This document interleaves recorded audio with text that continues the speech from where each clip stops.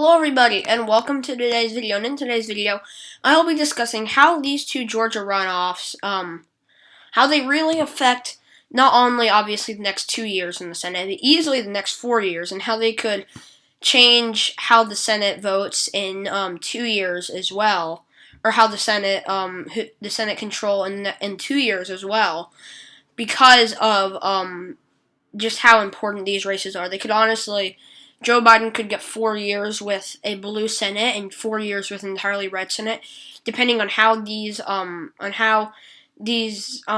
two races end up tomorrow. Actually, I'm probably actually going to release another video later today, giving my final prediction.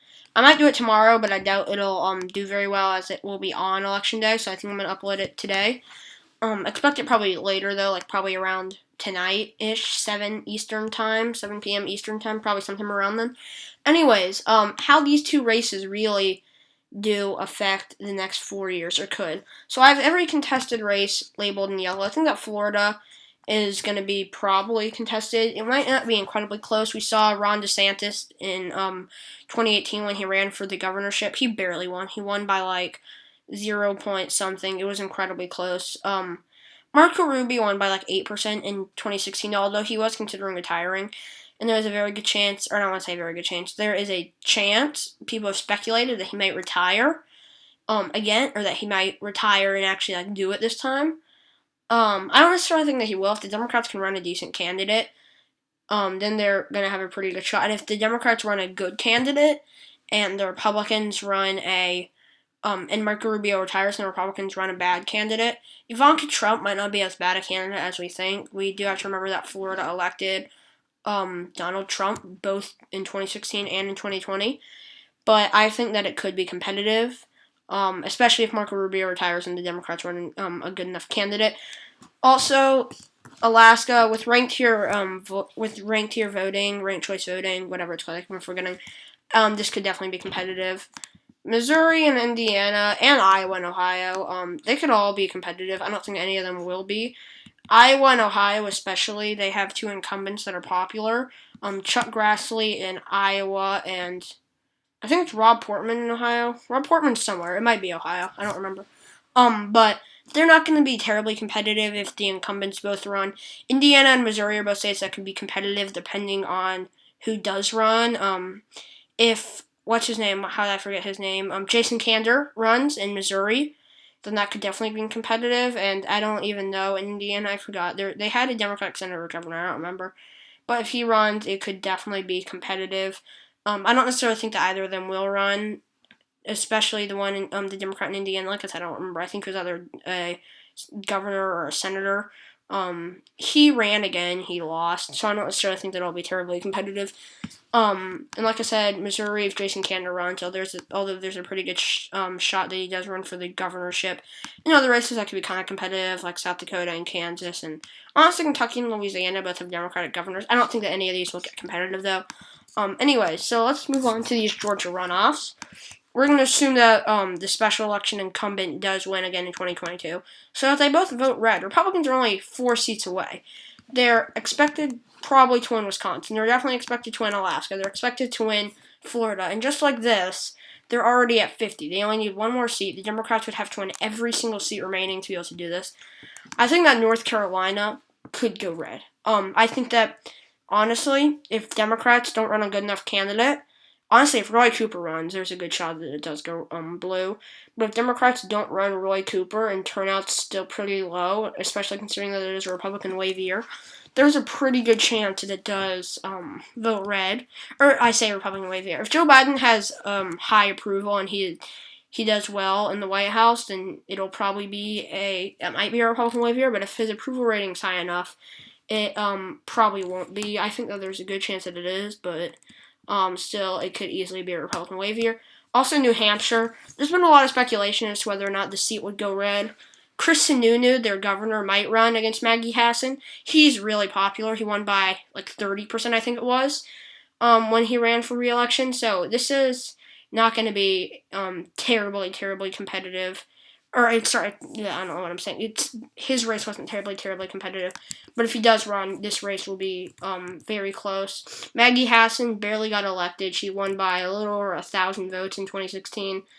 Now, Chris Sununu, if he were to run, there's a lot of speculation. I think that people might jump to conclusions too much.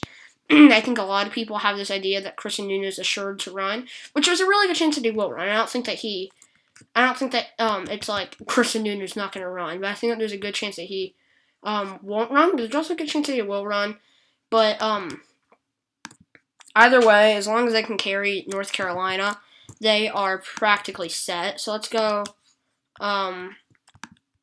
fill all these contested races out again, and then the Georgia runoffs. If they were to both vote blue, and like I said, special election incumbent would have to win to retain, or would have to retain. They're favored to win Arizona and Nevada right now. They're both expected to win both of those races. Mark Kelly running in Arizona won by about 2%. On this, of course, he was running against Martha McSally, but he did pick up Trump voters, which kind of surprised me that Trump voters would vote for Trump but against Martha McSally. And then Catherine Cortez Masto won by 2.4, the same margin that Hillary Clinton and Joe Biden won by Nevada. I think that this is going to be a pretty, about a lean state, but we're just going to characterize everything as safe at the moment.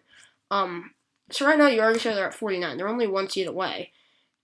Like I said, New Hampshire, it's going to be competitive. I think that there's a good chance that Chris Sununu does run, but I think it will still be very narrow. If you want to see more on that, you can go watch my Senate video. And then Pennsylvania, I also think will probably vote blue. I think that there's a decent chance that North Carolina votes blue. And if this were to happen, this would be a pretty large majority, especially for the Democrats. They don't think they've had no one's ever had a filibuster-proof majority, I don't think.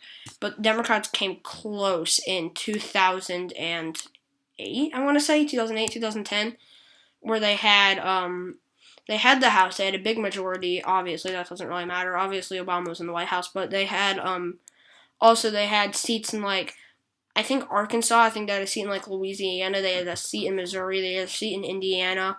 They had a seat in the Dakotas. They might have had a seat in Nebraska. I think they had both seats in Montana. They had a lot of seats in the Senate.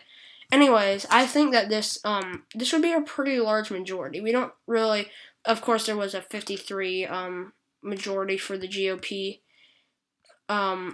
They did have a 53 majority when it was like this, because they had Arizona, Colorado, North Carolina, and Georgia, but that's irrelevant at this point. They've already lost those seats, or at least those two, and in this they've already lost that.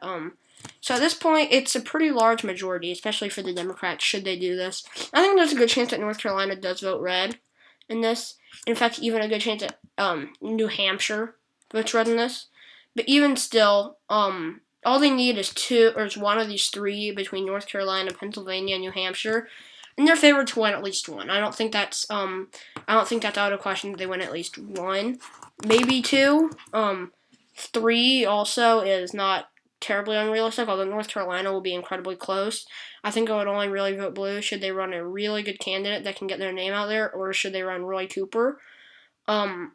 But as you can see, these Georgia runoffs will, like I said, influence the next 4 years, basically, of politics, or could. There's still a way where Democrats could hold on to the majority, or I say hold on, get a majority. We don't even know who's going to hold the majority.